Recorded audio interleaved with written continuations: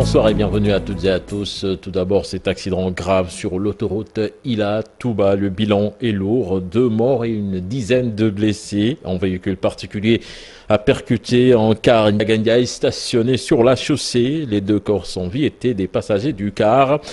Ils ont été déposés à la morgue de l'hôpital régional. Déjà, 5 personnes ont perdu la vie rien que sur l'axe Bambey-Touba.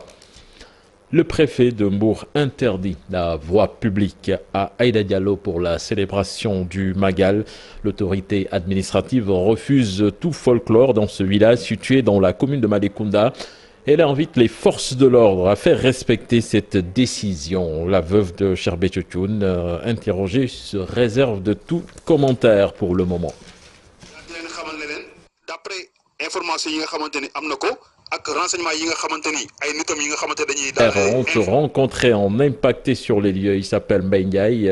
Il peine à exprimer son sentiment et il dit s'en remettre à Dieu. Pour le moment, il est difficile d'évaluer les dégâts. Un incendie donc qui s'est déclaré depuis hier 21h et jusqu'au petit matin. Les sapeurs-pompiers étaient en action pour essayer de maîtriser les flammes. Reportage signé sur place Alassane Ba et Diafaraba. Ce qui reste de l'incendie, tout est presque parti en fumée. Un incendie qui s'est déclaré depuis hier 21h. Mbaye fait partie des impactés. C'est vers 21h qu'on m'a signalé l'incendie. En ce moment, je retournais chez moi et j'étais obligé de faire demi-tour.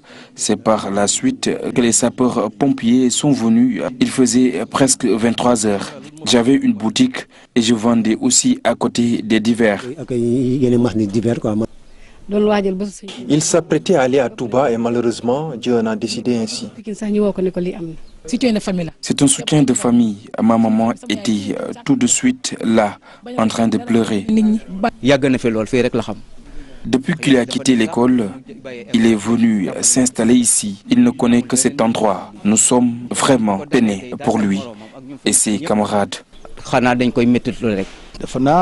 Si j'ai bonne mémoire, je pense que c'est la 4e fois qu'un feu se déclare ici. Celui-là est plus violent. Toute sa boutique est réduite en cendres. Difficile d'estimer les dégâts. C'est beaucoup de millions qui sont perdus. Tous les impactés pourront estimer les dégâts à tête reposée. C'est difficile d'évaluer les pertes à cet instant, mais après, c'est possible. Tout est parti en fumée. Rien n'est sorti de la boutique, que ce soit l'huile, le sucre, le savon, etc. Baïdi s'en remettre à Dieu. Il interpelle toutefois le chef de l'État. Nous rendons grâce à Dieu. Il n'y a pas eu de perte en vies humaines. Nous interpellons le chef de l'État. Nous avons besoin de son aide. Depuis hier nuit, il est là, assisté par les membres de sa famille, impuissant devant l'ampleur de la catastrophe. Pas de perte en vie humaine, donc, mais tout de même beaucoup de dégâts matériels.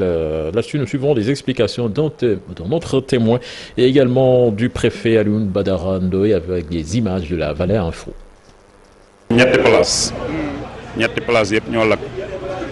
Moi, par exemple, j'ai géré 3 places, dont ce site de Pakoulambay.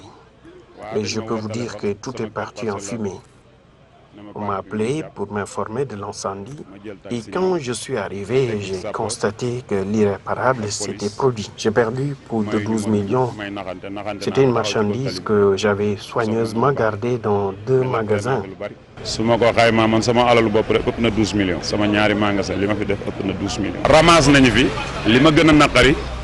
Mais également, il faut signaler qu'avant-hier, les forces de l'ordre étaient venues confisquer nos marchandises. On s'attendait peut-être que cela puisse être mis en fourrière pour pouvoir suivre après la procédure normale. Mais jusque-là, on n'a pas eu d'informations par rapport à notre marchandise. Il faudrait après que nous réfléchissions sur véritablement les conditions d'établissement de ces Sénégalais-là, de ces citoyens, en plein centre-ville de Dakar. Parce que comme vous avez dû le constater, c'est parce que tout simplement, tout le matériel en place est véritablement propice, favorable à un incendie. Ça, c'est du bois avec quasiment aucune ouverture, aucune possibilité de pouvoir pénétrer à l'intérieur. Ça, c'est pas raisonnable et il faudrait que les gens reviennent à la raison. Il y a un problème de comportement qui est général dans ce pays-là. Et ça, je crois que les plus hautes autorités ont eu à dénoncer cela, à poser des actes. Pas plus tard qu'il y a de cela moins de 2 ans, une commission interministérielle de protection civile était là, des prescriptions édictées, mais malheureusement, c'est les Sénégalais, les citoyens sénégalais qui ne respectent pas toujours les normes qui sont édictées. C'est difficile, le chemin est long, mais on espère pouvoir en tout cas atteindre les objectifs qui sont fixés par les plus hautes autorités. Litige foncier au Sénégal, les parlementaires et la société civile sont préoccupés par cette situation. Ils estiment que l'heure est à la mise en œuvre d'une nouvelle réforme foncière et cette réforme devra permettre de relancer l'économie du pays et éviter également les litiges fonciers. En atelier s'est tenu dans ce sens à Hambourg. Les explications d'Abdourahmane Diallo et Mamadou Gueye. 6% des terres au Sénégal sont immatriculées, une situation qui entraîne souvent des litiges dans les différentes localités du pays. Le diagnostic il est clair. Vous avez en mémoire Fanaï, Dodel, Dengueler, le littoral, Wakam, la bande des Filao. Ne serait-ce que ces exemples. Voilà, ne serait-ce que ces exemples pour vous dire qu'effectivement aujourd'hui si on ne fait rien, la situation va être compliquée, c'est une bombe, effectivement, le foncier. Raison pour laquelle nous sommes là pour désamorcer avec des outils nécessaires et de manière apaisée. D'ailleurs, pour préparer les parlementaires à la nouvelle réforme foncière, une formation et sensibilisation sont destinées aux députés. Le Sénégal ne peut pas se développer aujourd'hui face à la crise du Covid. Tout le monde parle de souveraineté alimentaire. Est-ce que nous pouvons garantir la souveraineté alimentaire à partir des exploitations familiales? Comment nous devons nous ouvrir pour permettre à des investisseurs de pouvoir venir au Sénégal investir et faire la promotion de l'agrobusiness? Toutes ces questions-là sont des questions importantes parce que ce qui est à la base, c'est véritablement la gestion de la terre. Si nous ne trouvons pas, en tout cas, des mécanismes qui nous permettent de donner la terre à ceux qui l'exploitent, permettre aussi aux familles, en sauvegardant l'exploitation familiale, mais donner aussi la place à la femme pour qu'elle puisse être une actrice du développement économique et du développement de l'agriculture, je crois que ce sera peine perdue. C'est la raison pour laquelle les réformes majeures qui sont en cours et qui viendront au Parlement pour que les députés le votent, il faut véritablement que les députés soient outillés. Les parlementaires et les acteurs de la société civile sont unanimes. Il est temps de réformer le foncier.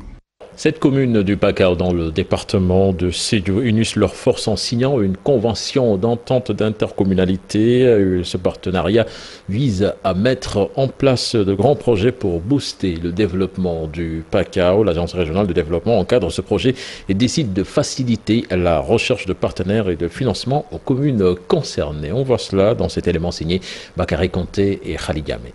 Devenue une réalité, les 7 communes du Pakao s'unissent enfin pour un destin commun. Ensemble, il y a beaucoup de défis que nous pouvons relever.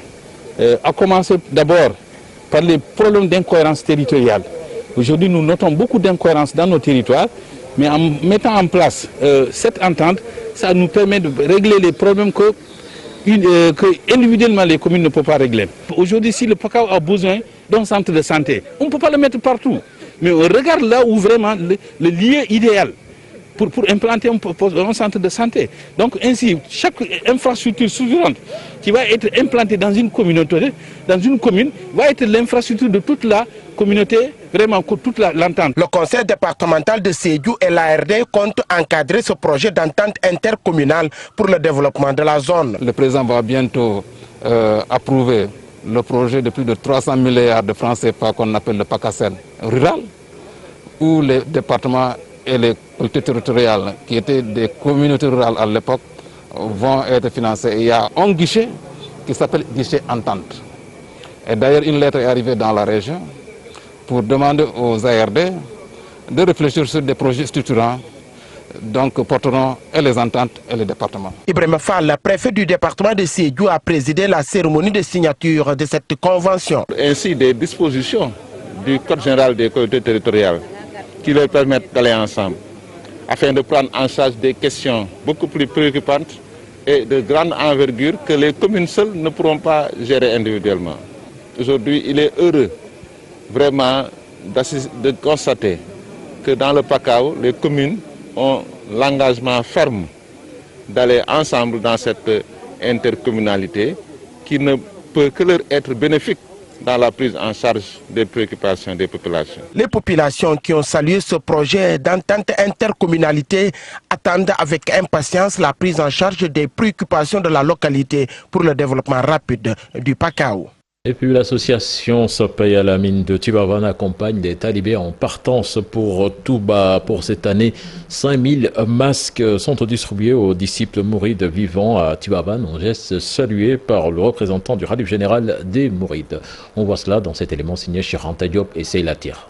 Touba est une préoccupation mondiale face à laquelle aucun Sénégalais ne doit rester indifférent. Le mouvement Sopey Al-Amin de Tivaouane a toujours été au devant pour accompagner les nombreux talibés mourides en partance pour Touba. Cette année, le contexte de la crise sanitaire a tout changé. Pas de distribution de nourriture et de boissons. À la place, des masques sont distribués aux pèlerins. Comme vous venez de le constater, nous sommes là aujourd'hui dans le cadre de notre activité annuelle intitulé Yobolu Magal, que nous organisons chaque année. Nous avons confectionné plus de 3000 masques. Mais aussi, il y a de bonnes volontés, des personnes aussi autoritaires, qui ont aussi amené des aides. C'est ainsi que la communauté tigane a répondu à l'appel de feu Serigne Abdou Aziz Sy Al Amine, qui a abouti à la mise en place de cette structure de bienfaisance. L'association Sopey Al-Amin, pour rappeler, a été créée en 2016 sous le ndigal de Serigne Abdou Aziz Al Amine. Avec l'onction et la bénédiction de ce dernier, après avoir reconnu cette association, avait aussi donné des recommandations à ce que nous veillions à ce qu'on appelle l'entente et la cohésion entre les différentes confréries du Sénégal, plus précisément entre Touba et Tivaouane. Donc tout en cherchant aussi le lien, ou bien ce lien séculaire entre Mam Cheikh Ahmadou Bamba et Mam Seydi Hadji Malick Sy. Il s'agit là d'un exemple de cohésion et de solidarité exprimant les relations séculaires qui ont toujours existé entre Mouride et Tidiane. Le point coronavirus du jour, sur 1131 tests effectués, 26 nouveaux cas ont été notés, dont 8 cas contacts, 1 cas importé et 17 issus de la transmission communautaire. 54 patients sont déclarés guéris. Impactés par le coronavirus, le FONGIP et l'IMCC donnent 100 millions de francs CFA aux femmes et artisans de la commune de Sandiara. Le ministre des Mines et de la Géologie, Sophie Gladima, aussi a remis 26 millions de francs CFA pour secourir 26 groupements de femmes de Joal. Les détails dans cet élément signé Abdourahmane Diallo et Mamadou Gueye. Le secteur informel et les activités agricoles de la commune de Sandiara, l'IMSEC et le FONGIP débloquent 100 millions de francs CFA. Accompagner aussi un partenaire financier, IMSEC, qui avait déjà commencé à entamer, à traduire cette vision avant le FONGIP, les années précédentes. Nous, on vient pour accompagner cette vision et cette ambition d'aller plus loin. Et comme l'a dit monsieur le maire, je pense que l'année prochaine, Inch'Allah, on reviendra ici pour un financement beaucoup plus important, de l'ordre de 500 millions, pour accompagner toute cette émergence de cette économie locale. À Joal, c'est le ministre des Mines et de la Géologie qui a prêté de l'argent à 26 groupements féminins. Aïssatou Sophie Gladima compte participer à la relance des activités de ces femmes. On se forme, après on finance. Et le financement ne s'arrête pas là. Pourquoi? Parce que nous allons aider les femmes à faire le marketing, à faire identifier le problème du marché et même à écouler. Déjà, nous avons, on espère, en matière de crédit révolvé avec nous, qui va nous accompagner dans cette dynamique pour permettre aux femmes vraiment de réussir l'opération. Ces femmes et artisans se réjouissent de ces financements. Ils promettent de faire bon usage de cet argent afin de pouvoir rembourser dans les meilleurs délais. Des enseignements et apprentissages pour le préscolaire en novembre. Toutes les dispositions ont été prises selon la directrice de l'Agence nationale de la petite enfance et de la case des tout petits. Thérèse Fay s'exprimait à l'occasion du lancement du projet de développement de la petite enfance financé à hauteur de 800 millions de francs CFA par la coopération coréenne pour le Sénégal. Elle s'est entretenue au micro de Carnofal. La coopération coréenne nous a accordé une subvention supplémentaire pour équiper l'ensemble des structures, mais également mettre à leur disposition un dispositif de lavage des mains, des gels hydroalcooliques, les masques pour les enseignants, du savon, de l'eau de javel et même des ressources ont été dégagées pour la formation des formateurs, c'est-à-dire les conseillers familiales, qui vont continuer à assurer la sensibilisation sur les techniques de lavage des mains avec l'ensemble des acteurs. Et ça, quand même, ce financement supplémentaire va nous permettre une reprise des enseignements-apprentissages dans un contexte Covid, mais également dans d'excellentes conditions. Donc, c'est le moment, encore une fois, de remercier nos partenaires, parce que nous savons qu'aujourd'hui, la région de Louga et la région de Saint-Louis, c'est des régions qui sont prêtes pour l'ouverture au mois de novembre, parce que tout le dispositif a été acheté par nos partenaires. Comprendre les futurs systèmes d'information, trafic et geek dans le réseau de base IMS, c'est le nouvel ouvrage publié par l'ingénieur le docteur Alassane Ba. Et dans ce livre, l'auteur s'intéresse à la variation de la latence des flux de paquets dans les nœuds ISM. Le docteur Ba tentera également d'évaluer l'architecture, la planification dans les réseaux à partir d'approches théoriques et de calculs. Note de lecture avec Ibou Diouf et Youssou Baro. Une tentative de réponse à une question d'actualité et à l'évolution technologique. Comment comprendre les futurs systèmes d'information? Alors, les réseaux qu'on a l'habitude d'utiliser, c'est les réseaux GSM. Les réseaux GSM, vous communiquez avec une puce, une carte SIM et un mécanisme de connexion. Actuellement, les OTT, ce qu'on appelle WhatsApp et autres, Viber et autres, c'est une application du système IMS, y compris même l'IPTV. Comprendre les futurs systèmes d'information, trafic et GIC dans les réseaux de base IMS. Dans cet ouvrage, l'auteur pose le débat avec une vision futuriste. L'IMS est une architecture qui vient tout simplement prendre en compte toutes ces architectures-là. C'est-à-dire, à partir de cette adresse, vous pouvez naviguer aussi bien sur les réseaux fixes que sur les réseaux mobiles et les autres formes de réseaux sur Internet. Alassane Ba, docteur en télécommunication, a vite senti le besoin d'apporter une contribution dans le domaine des technologies. Actuellement, le système d'identification dans les services, que ce soit les services bancaires et beaucoup d'autres services, c'est des systèmes basés sur la puce électronique. On va vers une identification par radio, ce qu'on appelle les RFID. Et si c'est la radio-identification, mais ça perd la voix. La révolution de la radio-identification, c'est que les puces vont commencer à s'auto-découvrir. Vous pouvez faire des transactions entre vous deux sans avoir besoin d'un intermédiaire réel. Autre chose, au niveau de la médecine, il y aura des progrès. Déjà, actuellement, les gens opèrent à distance. C'est par échange de données. À supposer que toutes ces échanges qu'il y a, ça se passe par la voix. Donc, vous voyez, au niveau du transport aussi, voilà, au niveau du transport, il y aura aussi des avancées, aussi bien aussi au niveau de la domotique. La domotique, c'est un peu les bâtiments intelligents. Cet ouvrage, fruit de beaucoup d'années de recherche sur l'avenir des réseaux, Alassane Ba s'intéresse à la variation de la latence des flux de paquets dans le nœud IMS et de la qualité du service. Merci à vous, Ibou Diouf. C'est la première partie de ce 20h ici à Dakar. Direction à présent Touba. Vous pouvez retrouver Chérif Dia et son équipe pour les besoins du journal du Magal. Chérif Dia, rebonsoir et à vous l'antenne.